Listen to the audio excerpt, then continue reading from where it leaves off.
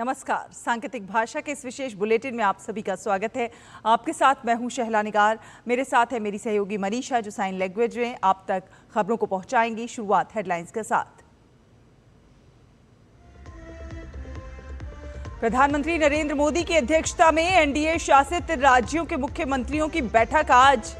विकसित भारत के लिए विकसित राज्य के विजन पर होगी चर्चा।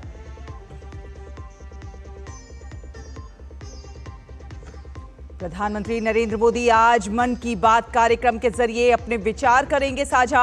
मासिक रेडियो कार्यक्रम की होगी ये 122वीं कड़ी।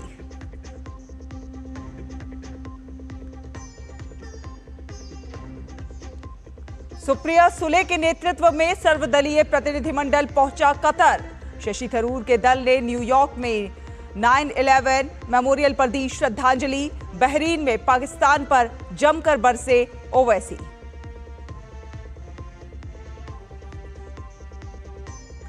दिल्ली एनसीआर और हरियाणा में तेज हवा और गरज के साथ हुई मूसलाधार बारिश। कल 47.6 डिग्री के साथ बाड़मेर रहा सबसे गर्म।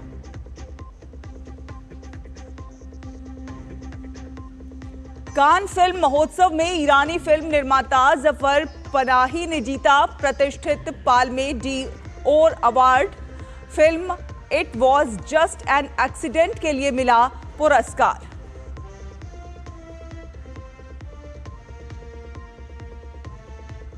फ्रेंच ओपन टेनिस प्रतियोगिता आज से होगी शुरू। जोकोविच, सिनर, अल्कारेज और आयंका सबालेंका पर होगी सबकी नजर। तो आपको बता दें कि प्रधानमंत्री नरेंद्र मोदी की अध्यक्षता में एनडीए शासित राज्यों के मुख्यमंत्रियों की आज नई दिल्ली में बैठक होगी। इस बैठक में राष्ट्रीय जनतांत्रिक गठबंधन द्वारा सुशासन और विभिन्न राज्यों में अपनाई गई श्रेष्ठ कार्य प्रणालियों पर केंद्रित मंथन होगा। इस बैठक में एनडीए द्वारा शासित सभी 20 राज्यों के लगभग 20 मुख्यमंत्री और 18 उप मुख्यमंत्री भाग लेंगे। भाजपा अध्यक्ष जेपी नड्डा, रक्षा मंत्री राजनाथ सिंह और गृह मंत्री अमित शाह भी विचार विमर्श में भाग लेंगे।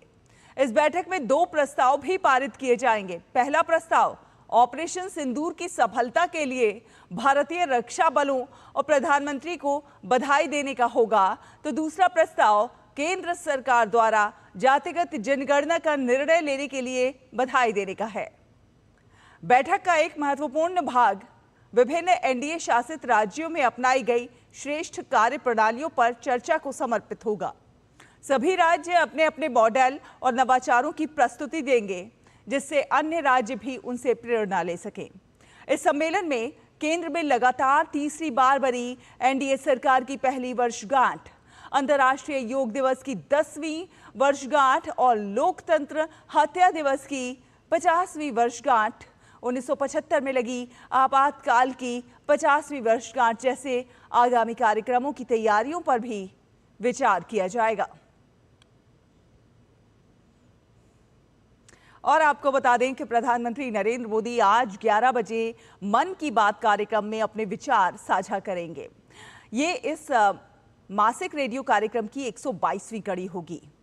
दूरदर्शन और आकाशवाणी के सभी नेटवर्क, समाचार वेबसाइट और न्यूज ऑन मोबाइल ऐप पर कार्यक्रम का सीधा प्रसारण होगा। इस कार्यक्रम में कई बार प्रधानमंत्री आम लोगों के विचार और सुझाव को भी साझा करते हैं। इस मासिक कार्यक्रम के माध्यम से न केवल बड़े राष्ट्रीय मुद्दों पर बात होती है, बल्कि स्थानीय और सामाजिक परिवर्तन को लेकर हो रही कोशिशों का जिक्र भी होता है। और पाकिस्तान को बेनकाब करने के लिए एनसीपी एससीपी सांसद सुप्रिया सुले के नेतृत्व में सर्वदलीय प्रतिनिधिमंडल कतर की राजधानी दोहा के हमाद अंतर्राष्ट्रीय हवाई अड्डे पर पहुंचा। कतर में भारतीय राजदूत विपुल ने उनका स्वागत किया। ये दल ऑपरेशन सिंदूर और आतंकवाद के खिलाफ भारत की निरंतर लड़ाई को प्रदर्शित करने के लिए कतर, मिस्र, इथियोपिया और दक्षिण अफ्रीका का दौरा कर रहा है। इस दल में कांग्रेस नेता मनीष तिवारी, भाजपा नेता राजीव प्रताप रूडी, भाजपा नेता अनुराग ठाकुर, भाजपा नेता तेजस्वी सूर्या, कांग्रेस नेता आनंद शर्मा, आप नेता विक्रमजीत सिंह साहनी और पूर्व राजनयिक सैयद अकबरुद्दीन शामिल हैं। और कांग्रेस सांसद शशि थरूर के नेतृत्व में सर्वदलीय प्रतिनिधिमंडल अपने गंतव्य गुयाना से पहले अमेरिका के न्यूयॉर्क शहर पहुंचा। न्यूयॉर्क में इस दल ने 9/11 स्मारक पर श्रद्धांजलि अर्पित की। इस सर्वदलीय प्रतिनिधिमंडल में सरफराज अहमद, तेजस्वी सूर्या, जीएम हरीश बालयोगी, शशांक मणि त्रिपाठी, भुवनेश्वर कलिता, मिलिंद देवड़ा और राजदूत तरनजीत सिंह संधू शामिल हैं। श्रद्धांजलि अर्पित करने के बाद कांग्रेस सांसद शशि थरूर ने कहा कि आतंकवाद के अपराधियों को न्याय के कटघरे में लाया जाना चाहिए।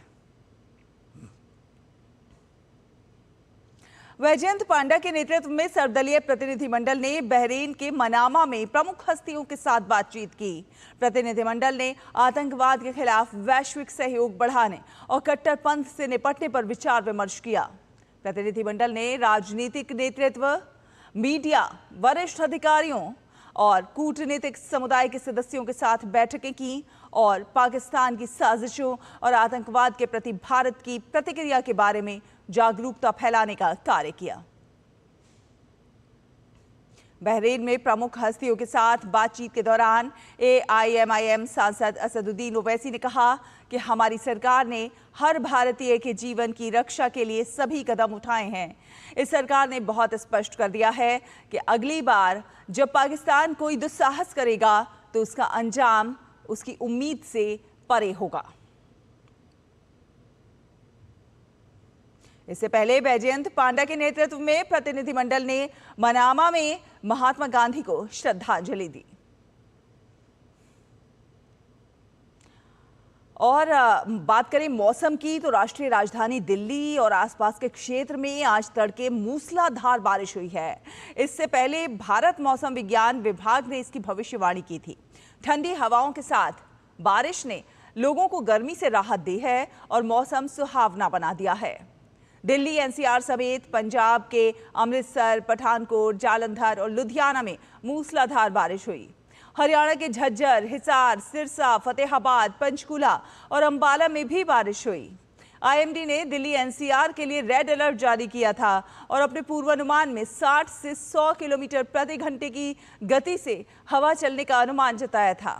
IMD ने बताया कि एक तूफानी बादल पश्चिम उत्तर पश्चिम से दिल्ली की ओर बढ़ रहा है, जिससे अगले 1 से 2 घंटे में शहर के कुछ एक हिस्सों में तेज तूफान और धूल भरी हवाएं चल सकती हैं।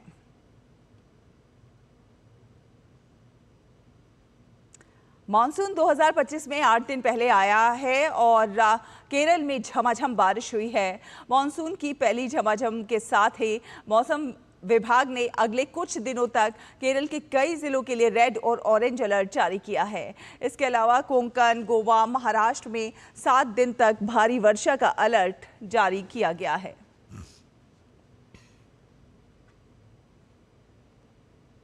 वहीं दूसरी तरफ राजस्थान में भीषण गर्मी का दौर जारी है। कल बाड़मेर में अधिकतम तापमान 47.6 डिग्री सेल्सियस पहुंच गया, जबकि प्रदेश के कई एक हिस्सों में 45 डिग्री सेल्सियस से अधिक तापमान रहा है। राजस्थान में आसमान से इस कदर आग बरस रही है कि पूरे देश में सबसे गर्म 10 शहरों में राजस्थान के शहर हैं। हालांकि कल बीकानेर संभाग के श्रीगंगानगर, हनुमानगढ़, सीकर और जोधपुर समेत कई तेज हवाओं के साथ बारिश हुई, जिससे लोगों को गर्मी से बड़ी राहत मिली है। बात करते हैं कान फिल्म फेस्टिवल की। ईरानी निर्देशक जफर पनाही की revenge thriller film it was just an accident ने कान फिल्म महोत्सव में पाल्मे d'Or का शीर्ष पुरस्कार जीता है। It was just an accident Wahid की कहानी है जो कि नकली पैर वाले एक व्यक्ति का अपहरण करता है, जो बिल्कुल उस व्यक्ति जैसा दिखता है जिसने उसे जेल में प्रताड़ित किया था और उसका जीवन बर्बाद कर दिया था। पनाही को फिल्म निर्माण के लिए कई बार गिरफ्तार किया जा चुका है और हाल ही तक उन पर यात्रा प्रतिबंध था।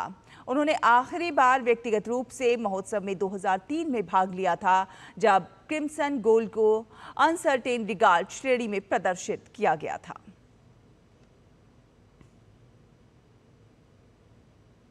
बात करें खेलों की तो फ्रेंच ओपन टेनिस प्रतियोगिता आज से पेरिस के रोलांग गार्न में शुरू हो रही है। आज पुरुष युगल और महिला युगल में पहले दौर के मुकाबले होंगे।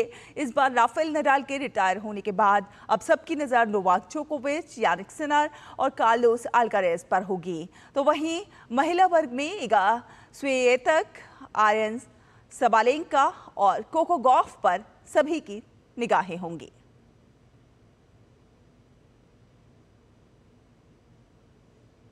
इसी के साथ सांकेतिक भाषा के इस विशेष बुलेटिन में फिलहाल इतना ही। मुझे, मनीषा को और हमारी पूरी टीम को दीजिए अनुमति। नमस्कार।